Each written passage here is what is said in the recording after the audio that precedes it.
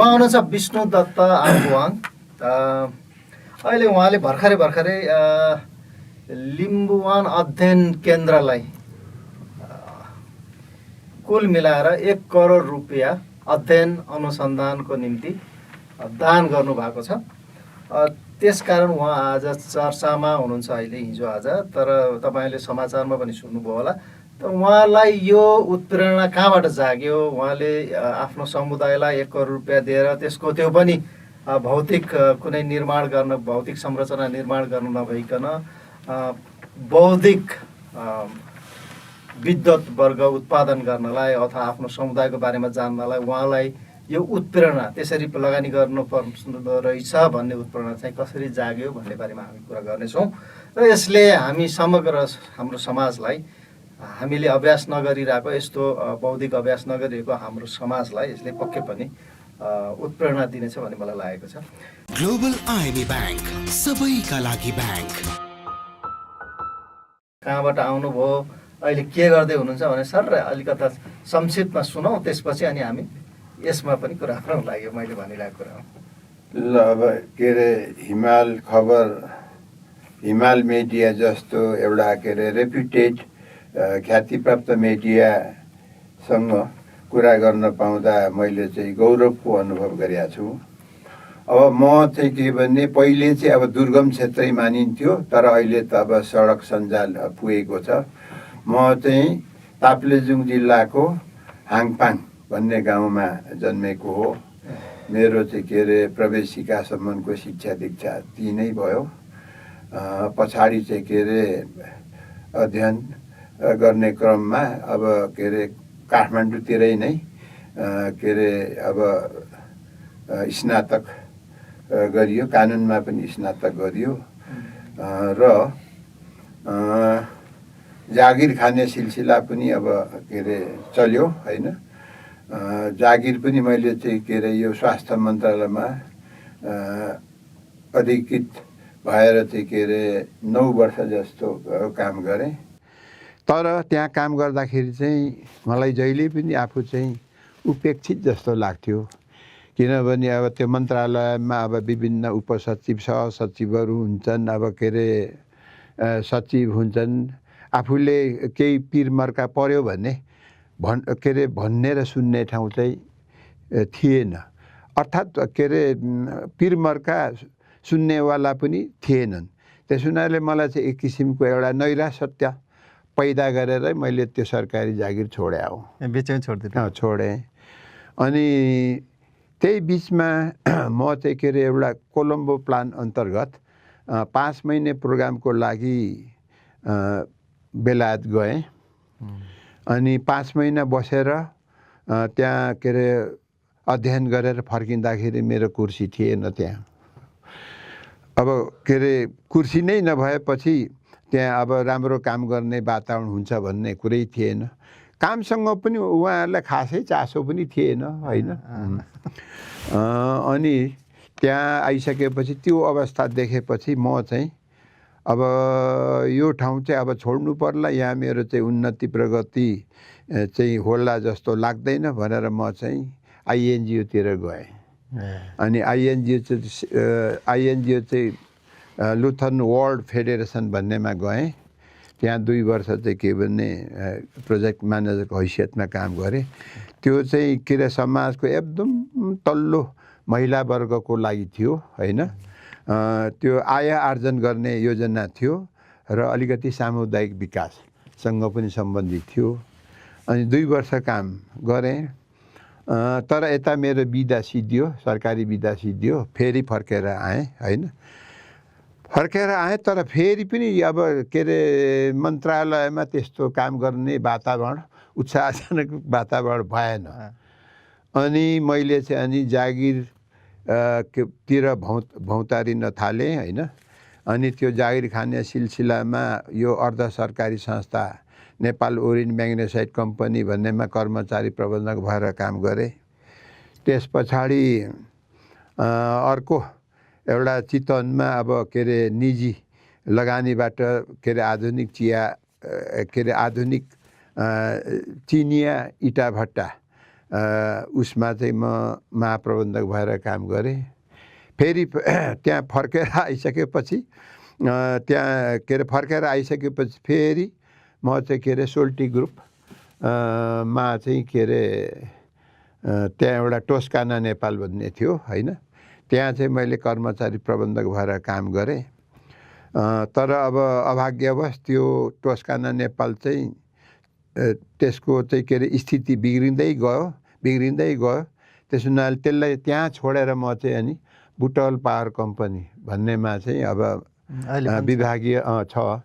विभागीय प्रमुख भएर चाहिँ मैले के अरे काम गरेँ। अब प्रशासन के अरे महाशाखाको प्रबन्धक भएर काम गरेँ। भनेपछि त लामो जर्नी पो रहेछ तपाईँ। लामै जर्नी हो। अनि त्यहाँ काम गर्दै चाहिँ के भने त्यहाँ एकदम राम्रोसँग यो युनाइटेड मिसन टु नेपाल सँग मिलेर चाहिँ के भने त्यहाँ काम भइराखेको थियो। त्यहाँ प्रोफेसनल मान्छेहरू थिए, धेरै राम्रा मान्छेहरू थिए। तर जब त्यहाँ चाहिँ के छ भने अब यो टर्नकी प्रोजेक्टको आधारमा चाहिँ यो पश्चिमतिर को झिमरुक जलविद्युत योजना अनि यता यो खिम्ती जलविद्युत योजनाहरू चाहिँ त्यसले अब चलायो। त्यसो गर्दा पछाडि चाहिँ अब टर्नकी प्रोजेक्टको रूपमा अब के अरे नोराड ले नर्वेजियन एड एजेन्सीले अब सहयोग गरेका थियो। अनि युनाइटेड मिसन टु नेपाल चाहिँ इम्प्लिमेन्टिङ एजेन्सी थियो। अनि काम सकिसकेपछि उनीहरूले त्यो के अरे त्यसको आयोजना सरकारलाई बुझाए। भन्दाखेरि वात्तै त्यहाँ चाहिँ के छ भने सरकारको सेयर चाहिँ 98% भयो। अनि त्यसको सञ्चालक समितिमा सबै चाहिँ के अरे सरकारी प्रतिनिधिहरू आए। सरकारी प्रतिनिधिहरू आइसकेपछि के भयो, उहाँहरूलाई चाहिँ त्यो आयोजना कसरी चलेको छ, यसलाई कसरी नाफामा लैजाने भन्ने दृष्टिभन्दा पनि मैले गाडी पाउँछु कि पाउँदिनँ होइन, अब के अरे मेरो टेलिफोन बिलहरू तिरिन्छ कि तिरिँदैन, फरेन टुरको लागि के अरे व्यवस्था छ कि छैन, आफ्नो सुविधातिर मात्रै उहाँहरू चाहिँ धेरै अब केन्द्रित हुनुभयो। त्यहाँदेखि मलाई उहाँहरूलाई चाहिने विभिन्न सुविधाहरू होइन, अब टेलिफोनको भयो, बिजुलीको भयो, गाडीको भयो, ड्राइभरको भयो, तेलको भयो, विदेशमा भ्रमण गर्ने अवसरको भयो। त्यस्तो देखेपछि त्यहाँ पनि मलाई चाहिँ के भने एक किसिमले नैराश्यता उत्पन्न भयो। अनि त्यहाँ के अरे मान्छेहरू पनि अब सरकारी मान्छेहरू घुसे। अनि मलाई त्यहाँ चाहिँ के अरे त्यति काम गर्न मन लाग्न छोड्यो। अनि यो एउटा अर्को पहिलो पनि मैले अब आइएनजिओमा प्रोजेक्ट म्यानेजर भएर काम गरेका थिएँ र धेरै जसो मेरो करियर चाहिँ के छ भने मानव संसाधनको व्यवस्थापनसँगै थियो। अनि यो सेभ द चिल्ड्रेन युके भन्ने ठाउँमा चाहिँ ह्युमन रिसोर्स म्यानेजर को अब के अरे भ्याकेन्सी निस्क्यो। त्यसमा म चाहिँ पछाडि छनौट भएर त्यहाँ काम गरेँ। युके जानुभयो फेरि? होइन, गइनँ। पहिलो बुटवल पावर कम्पनीमा काम गर्दाखेरि नै मैले क्यानाडा इमिग्रेसनको लागि चाहिँ के अरे एप्लाई गरेका थिएँ। भनेपछि बसाइ सर्न उता हो गरेका थिएँ। सर्ने सोच थियो। त्यो चाहिँ धेरै नै चाहिँ के छ भने ममा नैराश्यता भएको हुनाले नै चाहिँ के अरे मैले चाहिँ त्यो चाहिँ के अरे इमिग्रेसनको लागि एप्लाई गरेका थिएँ। अनि यता चाहिँ के अरे सेभ द चिल्ड्रेन युकेमा आइसकेपछि 2 वर्ष जति काम गरिसकेपछि मेरो त्यहाँ के अरे पर्मानेन्ट के अरे ल्यान्डिङ भिसा मलाई चाहिँ के अरे प्राप्त भयो। अनि म उतातिर गएँ। अनि त्यतिखेर अब अर्को फ्याक्टर पनि के थियो भने माओवादीहरूको सशस्त्र द्वन्द्व चाहिँ चरम सीमामा पुगेको थियो र अब काठमाडौँ बाहिर बस्ने स्थिति थिएन। यो तपाईँ त्यहाँ सर्नुभएको कति 56 सालतिर? कहाँ क्यानाडातिर?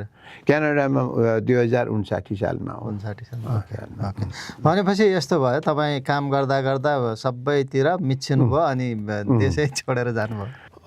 अब के अरे एउटा त के छ भने यो द्वन्द्वकालमा सुरक्षित हुन पनि धेरै गाह्रो थियो होइन। हाम्रो कति आयोजनाहरू नराम्रोसँग नै प्रभावित भएको थियो। अनि अर्को कुरो चाहिँ के छ भने अब अन्तर्राष्ट्रिय के अरे जागिरहरू हुन्छ नि त।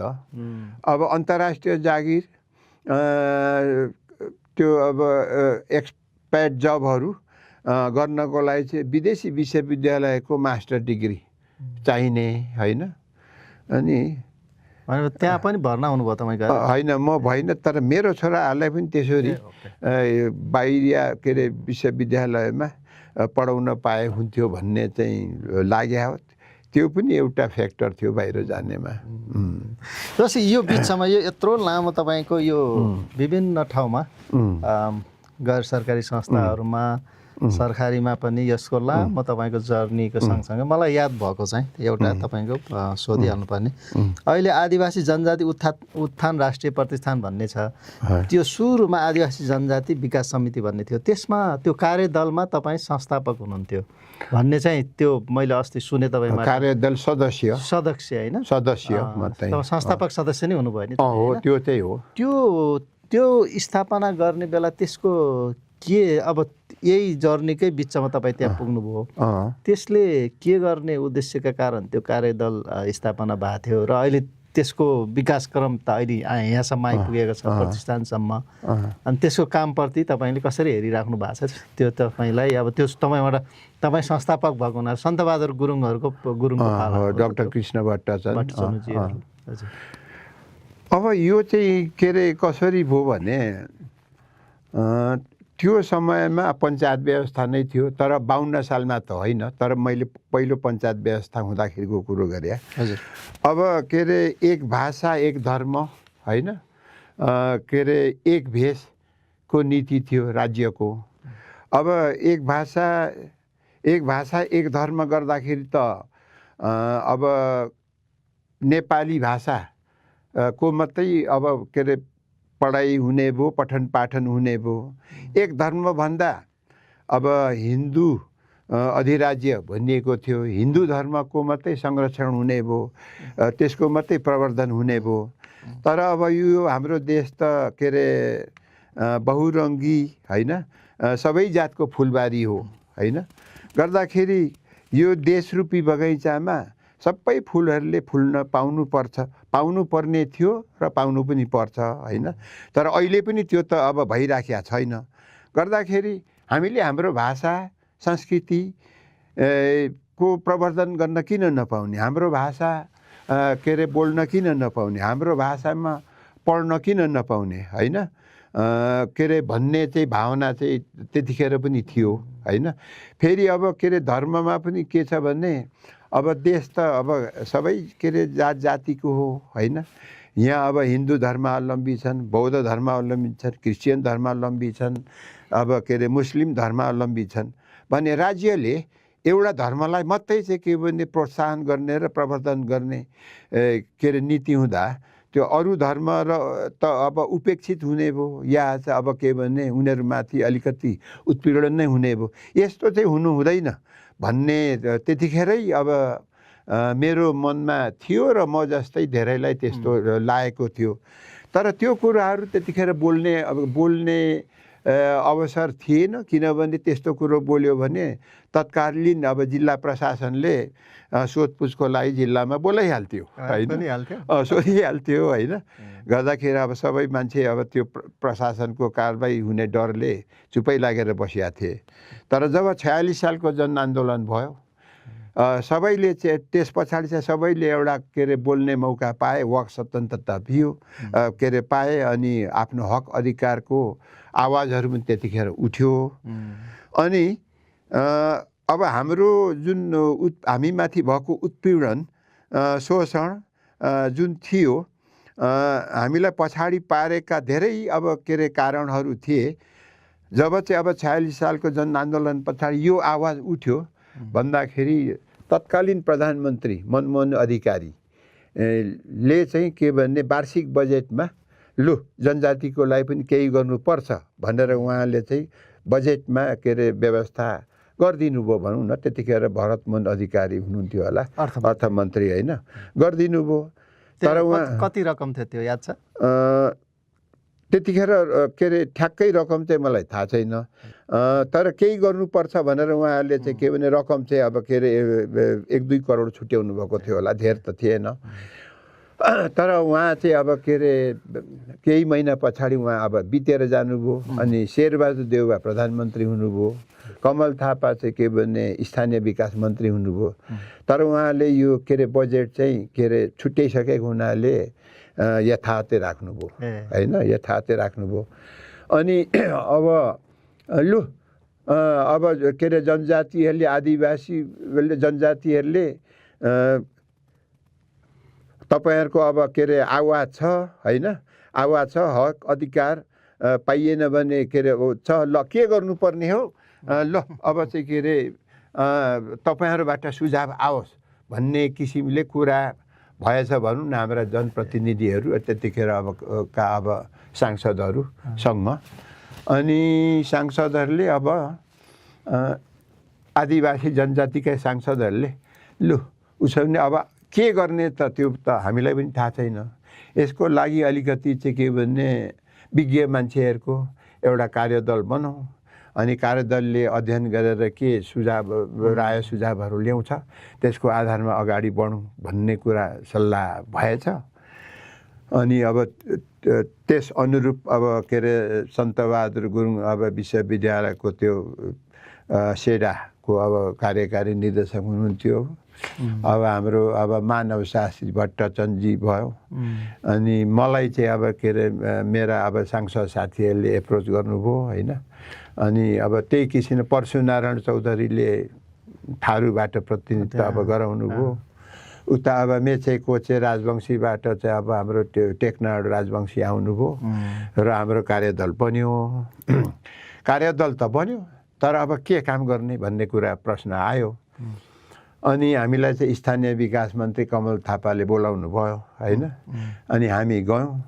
त्यतिखेर उहाँले चाहिँ के भन्नु भने लु अब के अरे आदिवासी जनजातिको लागि के गर्नुपर्छ हामीलाई चाहिँ केही के अरे थाहा छैन, हामी रणभुल्लमै छौँ होइन। त्यस हुनाले तपाईँहरू चाहिँ के छ भने आफू स्वतन्त्र भएर कस्तो कस्तो सुझावहरू ल्याउनुहुन्छ, राय दिनुहुन्छ, त्यसको आधारमा चाहिँ पछाडि अब हामी के अरे काम गर्छौँ भनेर हाम्रो टर्म्स अफ रेफरेन्समा चाहिँ खुला छोडिदिनु भयो। अनि टर्म्स अफ रेफरेन्स बन्यो। अनि हामी चाहिँ हाम्रो कामहरू चाहिँ हामीले सुरु गऱ्यौँ। कार्यदल बन्ने र काम सुरु गर्ने चरणसम्म चाहिँ यो हो। तपाईँहरूले दिनुभएको तत्कालीन सुझाव चाहिँ लागू भयो अथवा अहिले लागू भइरहेछ कि भएको छैन? पार्सियली लागू भयो, धेरै हदमा लागू भएन। अब यो कसरी काम गरियो के गरियो के अरे भन्नुभन्दा पनि म के भन्छु भने हुनु त अब त्यतिखेर हामीले 26-27वटा जनजातिका राष्ट्रिय सङ्गठनहरू होइन। अब त्रिभुवन विश्वविद्यालयका कुलपति, प्रज्ञा प्रतिष्ठानको कुलपति, के अरे विज्ञान तथा प्रविधि ट्रस्टका कुलपति, लोकसेवा आयोगको अध्यक्ष, अब के अरे सम्बन्धित मन्त्रालयका सचिवहरू, अब के अरे त्यतिखेर संस्कृति मन्त्रालयको सचिव, स्थानीय विकास मन्त्रालयको सचिव, अब अर्थ मन्त्रालय स्वतः अब गाँसिन्छ होइन। र अनि देशका चाहिँ के भने अलिकति हाम्रो यो आवाज उठाउने अलिकति रेप्युटेड चाहिँ के भने कानुन व्यवसायहरू होइन, प्रतिनिधि सभाको के अरे सम्बन्धित प्रतिनिधि सभाको सम्बन्धित समितिका सांसदहरू, माथिल्लो सभाका सम्बन्धित समितिका सदस्यहरू सबैसँग हामीले चाहिँ के अरे राय परामर्श चाहिँ लिएरै बनाएको हो। र अनि त्यसदेखि बाहेक केही विज्ञहरू मानवशास्त्रीहरूलाई पनि अब हामीले के अरे सल्लाह सुझाव लिएको थियो होइन। र अब हामीले चाहिँ के अरे त्यसको रोड म्याप चाहिँ के भने हामीले बनायौँ होइन। त्यसको लागि बिल पार्लियामेन्टमा पेस हुने बिल बनाउने चाहिँ मुख्य जिम्मेवारी चाहिँ मेरो थियो होइन। के अरे म चाहिँ एउटा कानुनवेत्ताको हैसियतबाट त्यहाँ सदस्य अब के अरे भएको थिएँ। र हाम्रो कल्पना चाहिँ कस्तो थियो भने एउटा यस्तो चाहिँ के भने प्रतिष्ठान होस् होइन, जुन चाहिँ के छ भने अलिक स्वायत्त किसिमले काम गर्न सकोस्, स्वतन्त्र किसिमले काम गर्न सकोस्, सरकारी मन्त्री र अब सरकारी विभागहरूबाट धेरै त्यसमा हाम्रो कामकाजमा हस्तक्षेप नहोस् भन्ने हिसाबको हाम्रो चाहिँ कल्पना थियो। त्यसको लागि अनि हामीले त्यो के अरे त्यो विधेयक बनाउँदाखेरि के गरेको थियो भने जुन त्यसको चाहिँ साधारण सदस्यहरू हुन्छ, मेजोरिटी चाहिँ जहिले पनि आदिवासी जनजाति को होस् त्यहाँ, किनभने संस्था नै आदिवासी जनजातिको लागि के अरे बनाउनु थियो। त्यसमा अब अरू के अरे जात जाति मिसियो र के अरे आदिवासी जनजाति अल्पमतमा पऱ्यो भने त स्थिति त जिउका त्यो हुन्छ। त्यसो हुनाले आदिवासी जनजातिको बहुमत हुने किसिमले सदस्यहरू आउने होइन। अनि त्यो के अरे जुन चाहिँ अब के अरे हाम्रो प्रज्ञा प्रतिष्ठानको जुन माथिल्लो के अरे प्राज्ञिक परिषद छ नि, त्यस्तै हाम्रो पनि अब के अरे उपाध्यक्ष वा उपकुलपति जे उपयुक्त नाम त्यस्तो राख्ने। अनि त्यसमा अनि यता के अरे प्राज्ञिक सदस्य, यता प्रशासनिक सदस्य, अनि के अरे आदिवासी जनजातिहरू चाहिँ अब धेरै आर्थिक रूपमा पनि धेरै पछाडि परेको हुनाले उनीहरूलाई चाहिँ के भने आर्थिक उपार्जन गर्ने उपायहरू, त्यसको लागि कस्तो कस्तो आयोजनाहरू गर्नुपर्छ, त्यस्तै किसिमले शिक्षामा अलिकति के अरे चेतना जागरण ल्याउन उनीहरूलाई शिक्षामा को पहुँच कसरी पुर्याउने, यस्तो हिसाबले चाहिँ हामीले चाहिँ के भने त्यसलाई चाहिँ के भने डिजाइन गरेको थियो। र अनि हाम्रो चाहिँ माग त्यतिखेर के थियो भने हामीले 100औं वर्षदेखि चाहिँ के भने अब कर तिरिराखेका छौँ राज्यलाई होइन। राष्ट्र निर्माणमा के अरे आदिवासी जनजातिको पनि प्रशस्त नै योगदान छ।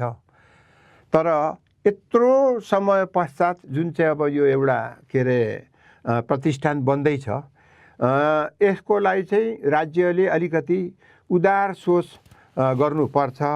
उदार सोच भनेको के भने हामीलाई चाहिँ के अरे यो जनजाति प्रतिष्ठानको अब भवनहरू, भौतिक संरचनाहरू त चाहियो, भवन जग्गा चाहियो, भवन बनाउनु पर्यो होइन। अब के अरे गाडी चाहियो, स्टाफहरू चाहियो होइन।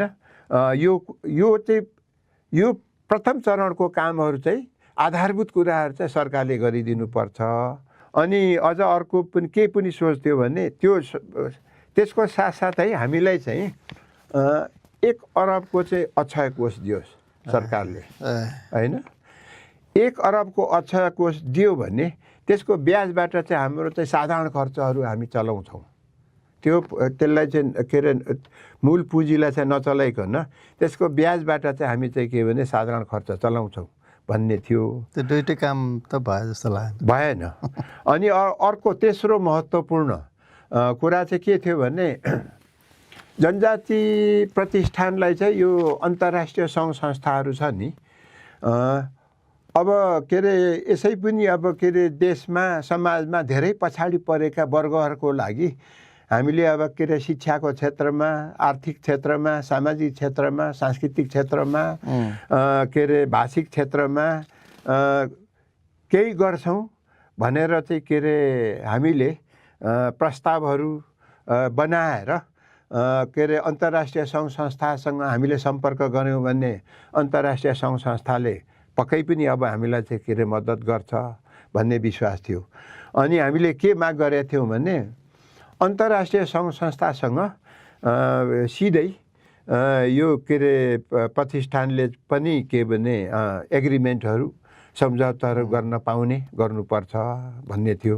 त्यसो गऱ्यो भने के हुन्छ भने अब जुन चाहिँ के भने आयोजना को प्रस्ताव हुन्छ त्यसमा चाहिँ के छ भने विज्ञहरूलाई, अब सरकारी तलबमा त विज्ञहरूले काम गर्दैन होइन, डलरमा के अरे पारिश्रमिक पाउनेले रुपियाँमा काम गर्दैनन् होइन।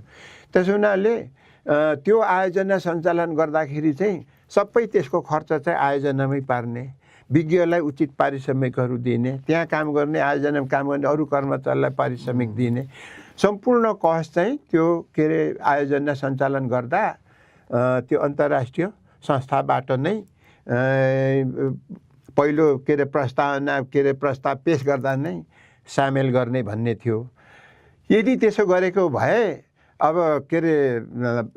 विज्ञहरू मार्फत चाहिँ कुन कुन क्षेत्रमा अध्ययन अनुसन्धान गर्नुपर्ने हो हैन, काम गर्नुपर्ने हो, प्रस्तावहरू पेश हुन्थ्यो। अन्तर्राष्ट्रिय सङ्घ संस्थाले अवश्य पनि अब त्यो आयोजना कार्यान्वयनको लागि फन्डिङ स्रोत चाहिँ अब जुटाउँथ्यो र अनि विभिन्न क्षेत्रमा राम्रोसँग चाहिँ अध्ययन अनुसन्धान हुन्थ्यो, काम हुन्थ्यो। त्यो पनि भएन। एनिवे अनि यो तपाईँले कुरा गर्दाखेरि जसरी यो तपाईँहरूले परिकल्पना गर्नुभयो प्रतिष्ठानको अथवा आदिवासी जनजातिको वृद्धि विकासको, तपाईँले एउटा कुरा भन्नुभयो 46 सालको परिवर्तनपछि हामीलाई यो भोकल आवाज प्राप्त भयो, जुन पहिला त कुरा गर्ने बित्तिकै समात्थ्यो भन्नु। अहिले फेरि यो प्रसङ्ग किन मैले तपाईँलाई सोध्नु खोजेको भन्दा अहिले फेरि त्यही तन्त्रमा जानुपर्छ भन्दै एक थरी उफ्रिरहेका छन् होइन, राजतन्त्र अनि हिन्दू अधिराज्य हुनुपर्छ भन्दै उफ्रिरहेका छन्। त्यो त्यति बेला त तपाईँले त्यो देखिराख्नु भएको, त्यो त्यति बेलाको सत्ता पनि देख्नुभयो, अहिले पनि अब त्यो उठिरहेछ। त्योमा फर्किने कुरा के जायज कुरा हुन् अथवा हाम्रो तपाईँको यो आदिवासी जनजातिको निम्ति चाहिँ त्यो कतिको हो? त्यो अत्यन्त हानिकारक हो। प्रोग्रेसनमा जानुपर्नेमा रिग्रेसनमा उहाँहरू अब गइराख्नुपर्छ होइन, पश्चगामी भनिन्छ नि। अब उहाँहरू चाहिँ अगाडि जानुपर्नेमा पछाडि फर्केर जानुभएको छ होइन। अब हामीले राजतन्त्र त अब हामीले भोगेकै हो, हेरेकै हो, देखेकै हो होइन। तर अब त्यो राजतन्त्र हुँदाखेरि हाम्रो चाहिँ हामीले कुनै पनि चाहिँ भने क्षेत्रमा फल्ने फुल्ने मौका पाएनौँ होइन। त्यसो हुनाले राजतन्त्र आएपछि भोलि चाहिँ हाम्रो उन्नति हुन्छ भन्ने कुरामा हामीलाई पटक्कै विश्वासै छैन होइन। एउटा कुरा भयो। दोस्रो कुरो के छ भने यत्रो ठुलो एउटा प्रजातान्त्रिक प्रजातन्त्रको समयमा प्रजातान्त्रिक हक अधिकार उपभोग गर्ने बेलामा अगाडि जानुपर्नेमा एउटा धर्मलाई राज्य धर्म घोषणा गर्ने होइन, अनि बितिसकेको पुरानो भइसकेको मक्किसकेको राजतन्त्रलाई फेरि पुनर्स्थापना गर्ने भन्ने कुरो चाहिँ कुनै दृष्टिकोणबाट पनि कुनै बिन्दुबाट पनि उचित म चाहिँ देख्दिनँ। त्यो भयो भने चाहिँ हाम्रो लागि घातक हुन्छ। यो तपाईँले अघि 1 अर्ब यो आदिवासी जनजाति प्रतिष्ठान मार्फत 1 अर्बको अक्षकोष भएको भए त्यसले केही काम गर्थ्यो भन्नुभएको थियो। त्यो त सरकारले गर्दिएन। तर तपाईँ आफैले चाहिँ 1 करोडको लिम्बू समुदायको इतिहास भाषा संस्कृतिको लागि भन्दै 1 करोडको चाहिँ अक्षकोष चाहिँ आफ्नै खल्तीबाट दिएर अहिले स्थापना गरिदिनु भयो। त्यो तपाईँलाई पहिलेदेखि त्यस्तै खालको रहेछ जस्तो छ, यो हुनुपर्छ भन्ने खासमा यस्तो खालको हुनुपर्छ भनेर तपाईँको भित्री मनदेखि चाहिँ हुन्छ नि इन्सपायर कसरी प्राप्त गर्नुभयो? त्यो अरूको कतै देखेर उदाहरण थियो कि? त्यो चाहिँ म चाहिँ अलिक सानै उमेरमै अब विद्यालयमा पढ्दाखेरि हाई स्कुलमा पढ्दाखेरि पनि महापुरुषहरूको जीवनी चाहिँ म पढ्थेँ है। अब गान्धीको पढ्थेँ, माओ सेतुङको पढ्थेँ, अब नेल्सन मण्डेलाको पढियो, अरू अब लिङ्कनको पढियो होइन। अब त्यसले एउटा अप्रत्यक्ष रूपमा सुसुप्त रूपमा मलाई चाहिँ के प्रभावित गरेको थियो भने मैले पनि देशको लागि केही गर्नुपर्छ है होइन भन्ने चाहिँ त्यो भावना चाहिँ अप्रत्यक्ष रूपमा नै अप्रवेश भएको थियो होइन, भएको थियो। तर अब कसरी कहिले गर्ने भन्ने चाहिँ अब उचित मौका अब आएको थिएन होला, किनभने अब म कुनै धनी परिवारको व्यक्ति होइन होइन, सामान्य परिवारको व्यक्ति हो। अब काठमाडौँ आएपछि त खानु पर्यो, लाउनु पर्यो, पछाडि अब बिहा भयो होइन, परिवारहरू पाल्नु पर्यो, गर्दाखेरि अब जागिर खानु पर्यो त्यसको लागि। अनि जागिर खाने सिलसिलामा त धेरै वर्ष त त्यत्तिकै थाहै नपाई अब जागिरमै गयो होइन। अनि अर्को कुरो के छ भने केही गर्नुपर्छ हाम्रो समुदायको लागि हाम्रो समाजको लागि भन्ने चाहिँ थियो होइन। अब यसो के अरे सामाजिक संस्थाहरूतिर कहिले कहिले अब दौडने कुद्नेसम्म चाहिँ अब गरिन्थ्यो। तर म यहीँ बसिराखेको भए यो काम सम्भव हुने थिएन होइन। यो काम सम्भव हुने थिएन किनभने बडो दुःख गरेर मेरो एउटा सानो घर चाहिँ काठमाडौँमा बनाएको थिएँ होइन। यहाँ अब त्यहाँ बसे अब के अरे अब म यहाँ बसेको भए त मैले बसिराख्नु पर्थ्यो होइन। तर जब म चाहिँ के अरे यहाँदेखि चाहिँ के अरे क्यानाडा गएँ होइन। अब क्यानाडा गएपछि त अब उतैको बसोबास भयो, उतै अब के अरे रोजगार गरियो, कामकाज गरियो होइन। तर क्यानाडा गएको सुरुमा त अब किनभने नयाँ ठाउँमा त्यो जरा हाल्नु गाह्रो छ नि त। देशै नयाँ, भूगोलै अर्को, भाषै अर्को, संस्कृति अर्को होइन। सुरुमा चाहिँ अब हामीले चाहिँ के अरे बाँच्नको लागि सर्भाइभलको लागि अब स्ट्रगल गर्नु पर्यो होइन। 5-6 वर्ष चाहिँ त्यतिकै गयो। त्यसैमा चाहिँ के भने त्यहाँ अब कसरी स्थापित हुने भन्नेतिरै गयो। तर जब के अरे आधारभूत कुराहरू पुग्यो त्यस पछाडि चाहिँ मनमा गयो म चाहिँ के भने एउटा चाहिँ के अरे नेपालको अब शिक्षित व्यक्ति भनौँ न, त्यसमा पनि लिम्बू समुदायमा त अत्यन्त सीमितै छन् होइन। म एउटा चाहिँ के भने शिक्षित व्यक्ति होइन। मेरो चाहिँ के भने समाजप्रति मेरो दायित्व छ कि छैन त केही होइन। यतिकै लाउने खानेमा नै जीवन बिताउने हो कि समाजको लागि केही गर्ने हो होइन। मैले जति राम्रो खाए पनि जति राम्रो लाए पनि के अरे समाजको लागि मैले केही गरिनँ भने त यसको त खास अर्थ छैन होइन। त्यस हुनाले केही न केही मेरो समाजको लागि गर्नुपर्छ भन्ने भावना चाहिँ ममा के अरे थियो। अनि त्यहाँ चाहिँ के भने आधारभूत कुराहरू पुगिसकेपछि चाहिँ मैले के गर्न थालेँ भने अब म नेपालमा गएर केही गर्छु, त्यसको लागि स्रोत चाहियो भनेर म चाहिँ अलिअलि सेभिङ गर्दै थिएँ के सेभिङ गर्दै थिएँ। गर्दा गर्दा चाहिँ मैले चाहिँ $40,000 जति चाहिँ जम्मा पारेको थिएँ त्यहाँ होइन। $40,000 जति जम्मा पारेको थिएँ। तर अब यता नेपाल आएँ। नेपाल आइसकेपछि के हो भने अब मेरो सानो घर, यता पनि अग्लो घर छ, उता पनि अग्लो घर छ, उता पनि अग्लो घर छ, सबैको चाहिँ मैला कुचैला झर्ने भयो। मेरो चाहिँ के भयो घरको छतमा के अरे अब झर्ने त्यस्तो अवस्था भयो। अनि घर चाहिँ अब भाडा उठाउन पनि गाह्रो, सम्हाल्ने मान्छे पनि नभएको भनेपछि होस् अब के अरे छोराहरू अब सबै परिवार उतै छौँ, घर बेचिदिन्छु भनेर मैले घर बेचेँ। घर बेचेपछि मसँग अलिक पैसा भयो। अनि यसो सोचेँ अब के गर्ने त, यसले अब के अरे अर्को धेरै जग्गा किन्ने कि अर्को ठुलो के अरे घर किन्ने कि के गर्ने त। अनि होइन अब त्यसो नगर्ने।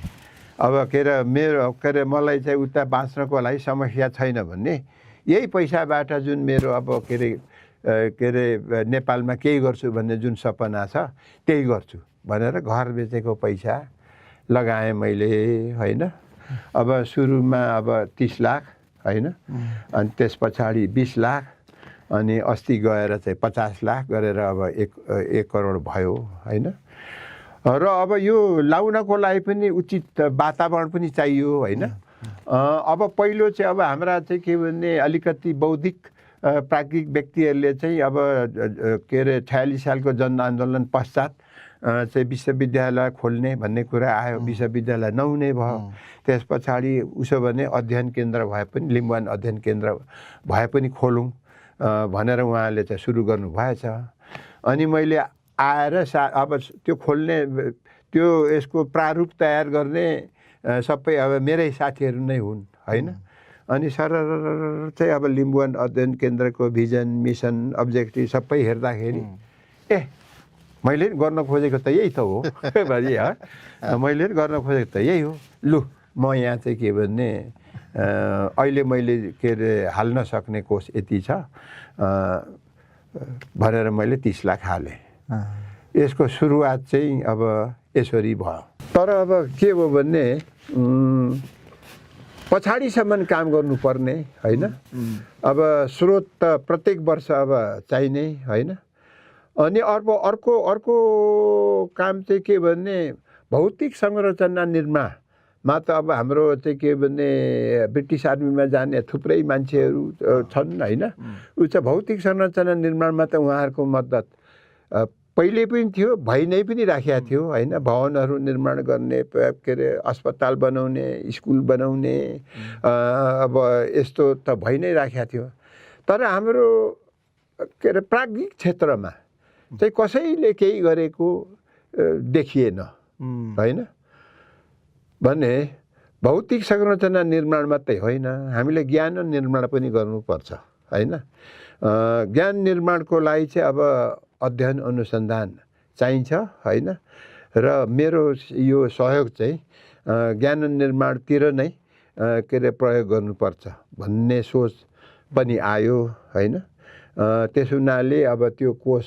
निर्माण भयो अनि यो कोषलाई फेरि स्थायी रूप दिनु पर्यो होइन स्थायी रूप दिनको लागि के गर्ने त बजारमा त अब प्रत्येक महिना प्रत्येक वर्ष चाहिँ मुद्रास्फीति बढेकै पनि हुन्छ होइन मेरो कोष 5 वर्ष पछाडि सानो हुने हो कि भन्ने चिन्ता पनि भयो अनि यसमा चाहिँ के गरियो भने ल कोषलाई चाहिँ अब मुद्दती खातामा राख्ने जुन ब्याज आउँछ पहिलो 10% चाहिँ साउमा थप्दै जाने ताकि यसले चाहिँ बजारमा भएको मुद्रास्फीतिलाई चाहिँ के भने के अरे रोकोस् र अनि अब फेरि अब व्यवस्थापन पनि गर्नु पर्यो है यो कोष के अरे कसरी चलाउने त्यो कामहरू जुन अब अध्ययन अनुसन्धान अब अनुसन्धान वृत्ति दिने विद्वत वृत्ति दिने पुरस्कार दिने जुन अब कुराहरू छ अब यसको लागि व्यवस्थापन गर्नु पर्यो व्यवस्थापनलाई पनि केही खर्च चाहिन्छ भनेर पहिलो 10% सामुमा थप्ने दोस्रो 10% चाहिँ व्यवस्थापन खर्च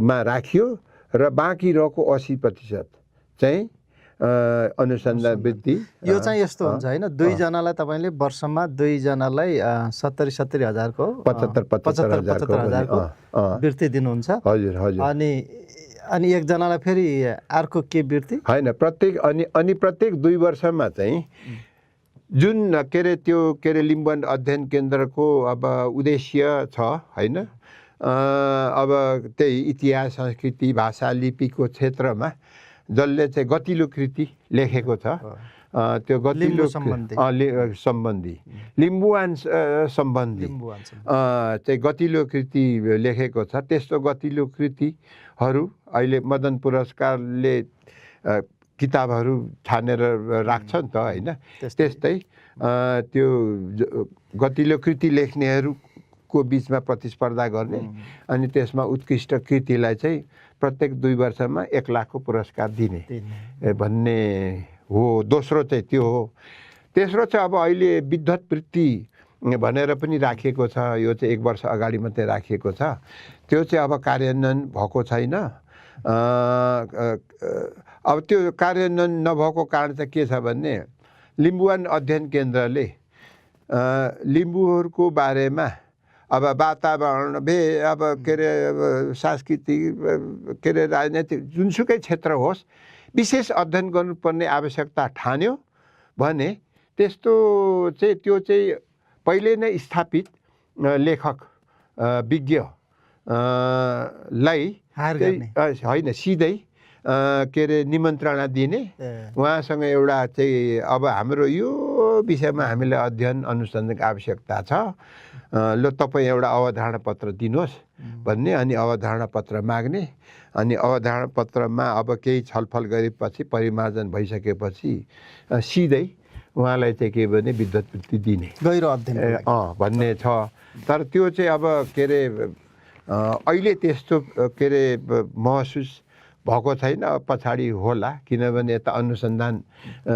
के अरे वृत्ति त दिइराखेको छ त्यसले काम गर्दै नै छ यो तपाईँलाई लिम्बुवान अथवा लिम्बू र लिम्बुवानमै यस्तो अध्ययन हुनुपर्छ र त्यसको लागि मैले योगदान दिनुपर्छ भनेर चाहिँ किन लाग्यो लिम्बूमै अथवा लिम्बुवानमै त्यसको कारण चाहिँ के छ भने त्यसको कारण चाहिँ के छ भने पहिलो त के छ भने आफू त्यही समुदायको परियो होइन अब हाम्रो समुदाय चाहिँ के भने धेरै मामलामा होइन अब आर्थिक सामाजिक शैक्षिक राजनैतिक हरेक मामलामा पछाडि परेको समुदायको मान्छे परियो एउटा कारण। दोस्रो चाहिँ के छ भने अब काम गर्दाखेरि नेपालको विकासको लागि नेपालको अध्ययन अनुसन्धानको त बृहत क्षेत्र भयो होइन। एउटा सामान्य व्यक्तिले त्यो बृहत क्षेत्रमा त के भने काम गर्न चाहिँ अब सकिँदैन। त्यस हुनाले यसलाई चाहिँ के छ भने छान्दै यसलाई के भने अलिक सङ्कुचन गर्दै कहाँ चाहिँ म चाहिँ काम गर्न सक्छु त होइन। मेरो चाहिँ के अरे यदि मैले त्यहाँ के अरे कोष स्थापना गरेँ भने कहाँ चाहिँ काम गर्न सक्छु भन्दाखेरि यही लिम्बूहरूकै इतिहास संस्कृति मा चाहिँ काम गर्न सकिन्छ। मेरो कोषले केही न केही त्यहाँ चाहिँ काम गर्छ भन्ने लागेर यसलाई छाने हो होइन। यसको अध्यक्ष अहिले मदन पुरस्कार विजेता भगिराज इङनाम अहिले चाहिँ मदन पुरस्कार विजेता भगिराज इङनाम हुनुहुन्छ।